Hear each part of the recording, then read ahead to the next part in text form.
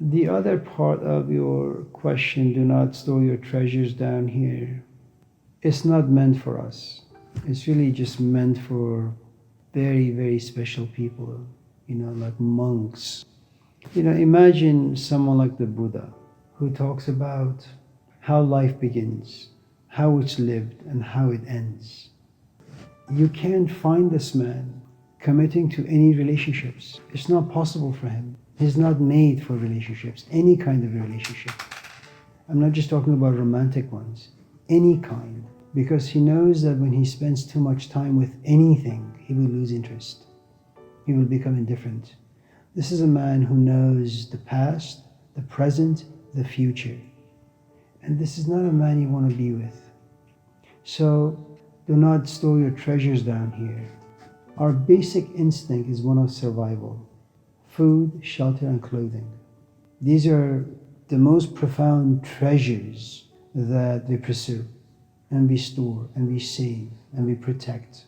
Then all the desires that live inside you and I, even if those desires are good, what does time do to everything? I mean, forget human fallibility, that we just mess things up. Even if you were to keep something very, very clean, time will get them rusty. Time will destroy them.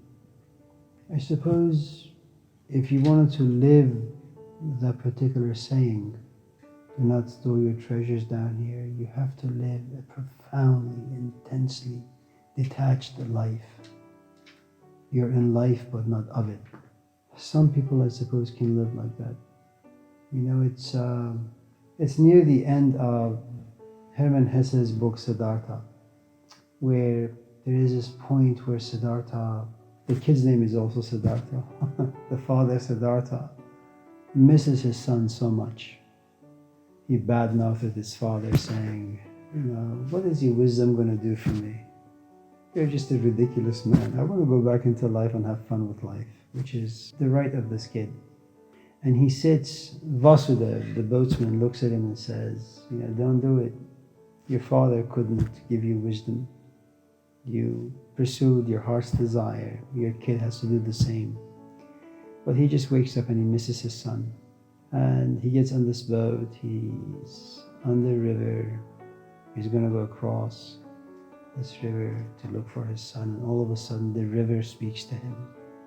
And he sees his past, he sees his relationship with his father, he sees all the parents and all the ways they have loved their kids and all the ways the kids have disappointed and betrayed and had to go their own way to learn a few lessons, where all the parents had to wait and wait and wait and wait for these kids to get some sense into the thick skull. And he smiles at the river, and I suppose the river smiles back, and he turns the boat around and he goes home. And for the first time he understands that all relationships are temporal, are temporary. It doesn't matter how much you love something, how much you love someone. It's just a matter of time. And if that's the case, when it's time for something to leave, let it leave. By nature, we are future-oriented. You meet someone, you plan to get married to them. You plan to have children with them. You plan to buy a house with them. We all do it. And should any of those plans not come true, well, we feel devastated. And if you were to live the saying, go into things, expect nothing. The other aspect of it is you see so much of yourself in the things you do, in the things you create. I am nothing without my job. I am nothing without this. I'm nothing without that. And if anything that you have interest in goes away, part of you shatters. And to some extent the saying is, you can't store yourself in anything. Nothing can be a reflection of who and what you are. Nothing down here. Which is devastating. The language that is used in the trilogy Conversation with God is so interesting.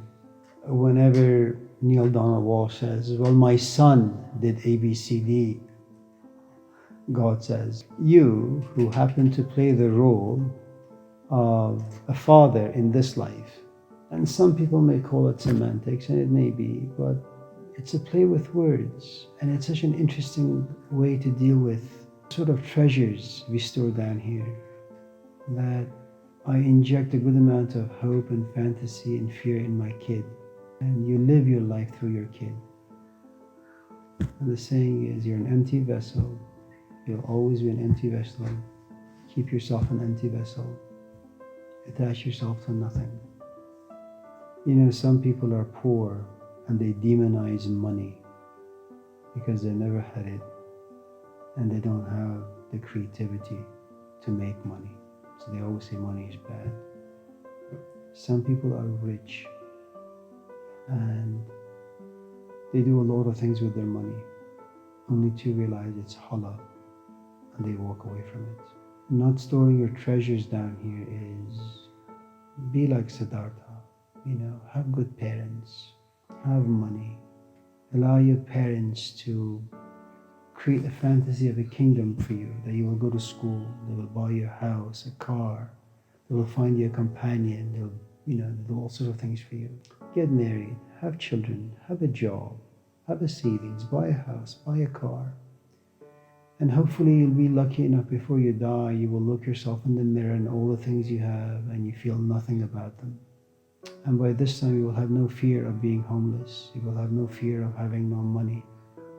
At that stage, you will not store any treasures down here. You know, but it's a very advanced saying by someone really who never desired anything that most of us desire. I think it's a wonderful saying. It's just said by the wrong person. The saying should have been spoken by someone like the Buddha, or Moses, not someone like Jesus. You know, Jesus never was married, so he doesn't really understand attachment. He doesn't understand love. He doesn't understand commitment. He doesn't understand the fear of walking away, abandoning your kids. The Buddha understood all of those things. Have you read Siddhartha? You know, there is a scene in the book where he says, everything lied, everything stank. All moments of inspiration are a lie. All the things you desire are a lie. And if you pay close attention, you begin to smell them, the foul smell. You know, in many ways, Hussein was a really, really bad teacher. Either he was trying to protect us, that protection made him dishonest in a protected way, or he just wasn't paying attention.